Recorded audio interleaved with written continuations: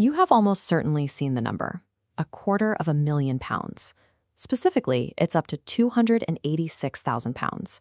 It gets shared on social media and repeated at dinner tables as a definitive reason to pause before starting a family. That figure comes from the Child Poverty Action Group's 2023 analysis. They estimate the cost of raising a child in the UK from birth to age 18 sits somewhere between £166,000 and £286,000. The £120,000 gap depends on if you're a couple or single parent and whether you include housing and childcare.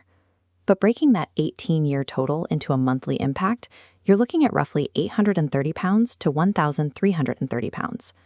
That headline figure bundles together very different expenses. Some are unavoidable necessities, while others are entirely flexible lifestyle choices. These averages are useful for policy, but they are nearly useless as a personal budget constraint. If we look at where the money actually goes, the costs are not evenly spread across those 18 years.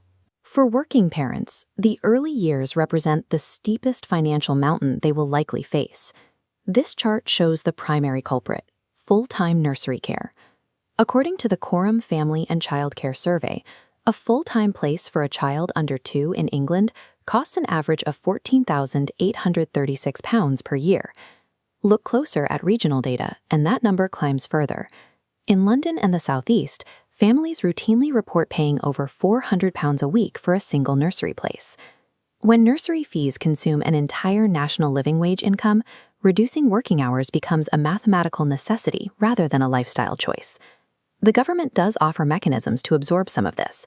There are expanding free childcare hours for eligible working parents, and the tax-free childcare scheme, where the state adds £2 for every £8 you pay in, up to £2,000 per child annually. This childcare spike represents a temporary phase of SCI expenditure that ends once school begins, rather than a permanent structural shift in your 18-year budget. Another heavily contested element in that £286,000 average is housing. The headline data assumes that a growing family must immediately purchase or rent a larger home. If you already rent or own a property with a spare bedroom, the marginal housing cost of adding a child to your family is practically zero. This blueprint illustrates the alternative scenario. Moving from a one-bedroom flat to a two-bedroom property typically adds £2,400 to £4,800 to your annual rent. Over 18 years, that single requirement accounts for up to £86,400 of the total cost. While housing is a rigid expense, costs like food and clothing creep up gradually. A hungry teenager costs more to feed than a toddler, but clothing inflation is easily neutralized through secondary markets like Vinted and community uniform exchanges. Your geographic location and your pre-existing living space are the true cost drivers. Two families with identical incomes will generate entirely different financial footprints simply based on where they sleep. If the headline figure for one child feels like a barrier, the math for a second looks even more daunting. The natural assumption is that costs scale linearly, that two children simply require double the capital. This diagram maps out the marginal cost rule. The evidence consistently shows that a second child actually costs only 50 to 75% of the first. The drop occurs because of compounding efficiencies. You reuse cots and clothing, free childcare entitlement hours can overlap, and the larger home and car you bought for the first child are already secured. The few expenses that do continually multiply per child are usually discretionary, like multiple after-school clubs and paid activities, which are often driven more by social pressure than absolute necessity.